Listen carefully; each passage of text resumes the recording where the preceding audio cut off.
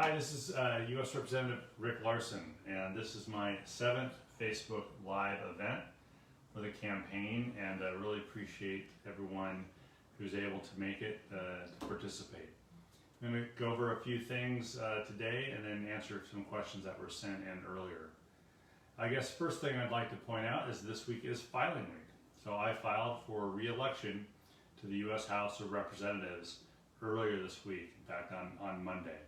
And I'm looking forward not just to campaigning in this pandemic world we live in right now, but more importantly to getting back out on the campaign trail live and seeing many of you when it is appropriate to do so. So that's the first thing I wanted to just let you know. The second thing is I wanted to cover the COVID-19 response. And in fact, the House Democrats will be voting in the next few days on the HEROES Act, which is an additional response to the pandemic. This is a $3 trillion bill, and we decided to go big and go bold because the response we need against this pandemic needs to be big and needs to be bold. I wanted to cover a few things that we're doing in the new HEROES Act. First off, we're providing nearly $1 trillion for state and local governments. This is important because we are now starting to see what the pandemic has meant for state budgets and local government budgets. Our own Governor Inslee has announced that over the next 3 years, the state budget could drop by $6.6 billion because of pandemic and the response. And our state, local governments are also now dealing with budget holes that are getting bigger every day as the economy becomes more clear in the economy how bad things are. So we're dealing with that in the bill. We're also including $200 billion for hazard pay for frontline workers. There's $100 billion in grants for hospitals and healthcare providers, and another $75 billion for COVID-19 testing, contact tracing, and to implement isolation measures for those who are COVID-19 positive. This is on top of the $25 billion that we did in the CARES 1.5 bill a few weeks back. There's help in there for renters, emergency assistance for renters as well, about $100 billion. $75 billion for assistance for homeowners, including assistance with mortgage payments, property taxes, property insurance, and utilities. And on utilities, we are going to prevent utilities who are getting federal help from shutting off electricity or gas to people who use electricity or gas for powering or lighting their home. If they get federal help, utilities under this bill will not be able to shut off your power. There's $25 billion in for the U.S. Postal Service, and I'll address that a little later because there's some questions about it. There's $3.6 billion for grants to states to prepare for the federal elections, and I'll address that in a little bit too. Importantly, for me, because we worked on this particular provision, is $1.5 billion for Wi-Fi hotspots and connected devices for students and for library goers. That's important because we're still trying to cut down the digital divide that exists between students within school districts and students among school districts, making sure they have equal opportunity to access their education. We are putting another round of dollars in for economic impact payments. These are the payments that went to households. So we're looking at $1,200 per family member and up to $6,000 per household, including all dependents in the household, something that we didn't do, and that would include college students who continue to be dependents in a household. We're extending the weekly $600 federal unemployment compensation through next January, and that's because we know that this is a deep recession. It's going to be longer than we want, and we need to have that unemployment benefit help in there. There's a 15% increase to the maximum SNAP benefit, and another $150 million for local food banks. As I said, this vote will take place the next couple of days. I'm flying to Washington, D.C. on Thursday, and voting on Friday in the House of Representatives, and then we'll be done late Friday night. I'll be back here next week in the state. But we'll put this over to the Senate, and frankly, we will strongly encourage the Senate to vote for this.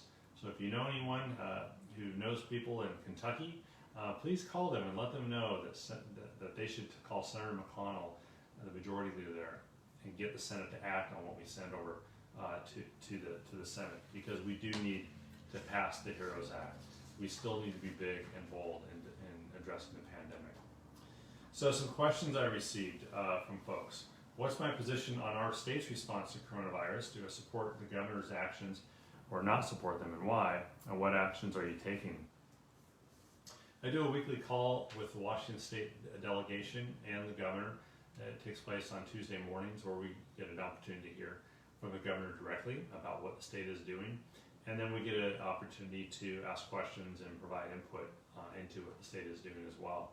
So I'm not going to sort of put my comments in the context of do I support the governor or not support the governor.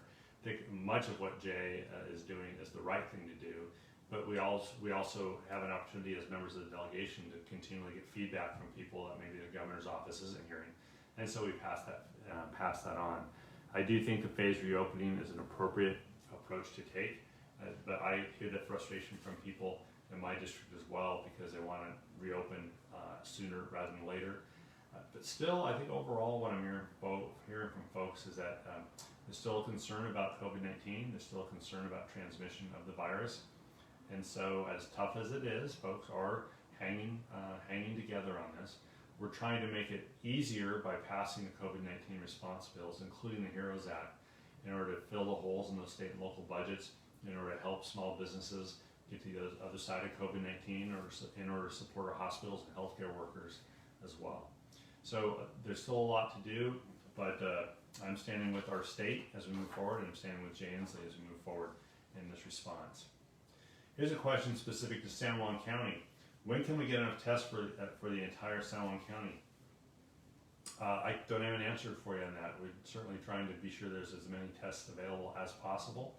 We want to expand testing, and I think with the help of the HEROES Act, the $75 billion that we're doing on top of the $25 billion we did in the previous bill, that we can get enough tests developed, enough test vials, enough cotton swabs to do the test, so that we can expand testing beyond just health care workers and hospital workers and first responders, but really make it a community-wide test. So we have a really good idea of where COVID-19 is. That's the best answer I can give you today. Will this bill finally include state and local governments? We're facing a big hole in our budget. Well, I don't think it's entirely fair to say, well, it finally includes state and local governments. The last CARES 1.0 package did include funding for state and local governments. And our state received billions of dollars. It distributed those dollars to local governments. I think the main concern I've heard from local governments is that the dollars aren't flexible. That is, it was not designed for revenue replacement. It was designed to deal with the cost of COVID-19 response from local governments. And so local governments weren't able to use it as flexibly as they wanted, say, to replace revenue, a one-time revenue replacement. But in this HEROES Act, we're changing that formula so there's more flexibility for state and for local governments to use it for revenue replacement. For instance, to keep police officers on the job, to keep firefighters on the job, to keep garbage workers, garbage collectors on the job, just the basic services that we all take for granted. And so that's why I think it's important the Senate pass the HEROES Act after we get it done, because there is continued help for state and local governments. What can we do in the next economic relief bill to ensure all states are able to safely vote in the November election? Well, we have a mail-in ballot system in our state, as you're aware. There are 4 other states as well who have mail-in ballots. And California announced that they're going to do mail-in ballot this fall too. I think it's important that we do all we can to ensure the election takes place safely, and that means safely from a public health perspective. So we included $400 million in the first COVID-19 package. We're including another $3.6 billion for a total of $4 billion in election security, and to help fund states any changes states make to their own elections to ensure that the election takes place safely. I'd like to see a national mail-in ballot system. I support a national mail-in ballot system. I don't think we're going to get a national mail-in ballot system for this fall, but we need to continue fighting for that. We also need to continue to fight for the Voting Rights Advancement Act of 2019, a version of a bill that we've been trying to pass as Democrats for the last several years. It does far more than mail-in ballot in order to protect the elections. So please continue to support our desire, as a Democrat's desire, to ensure that everybody that is eligible to vote and legally can vote gets that opportunity to vote, and that when they do vote, afterwards their vote is in fact counted. There's a lot of steps we can take to do that. National mail-in ballot is only one of them. Is the care package, or where does the care package come from? How is it being funded? And the concern the person had here is the concern that the President and the Senate Majority Leader will use debt as an excuse to cut Social Security, Medicare, and Medicaid. Now, I want everyone to sit down, because I'm going to tell you something very shocking. The President and the Senate Majority Leader don't need any more excuses to want to cut Social Security, Medicare, and Medicaid. They really want to do this, and they would use any excuse. If we had a $3 trillion budget surplus, they would use that as an excuse to cut Social Security, Medicaid, and Medicare. That is the Republican position, and we need to continue to push back no matter what is happening with fiscal policy in this country. Right now, we need to get to the other side of COVID-19 and this deep, deep recession. And the only way we can do that right now, given the politics in our country, is to finance this bill. I think, though, we need to go return back to that 2017 tax cut and reverse it and start over.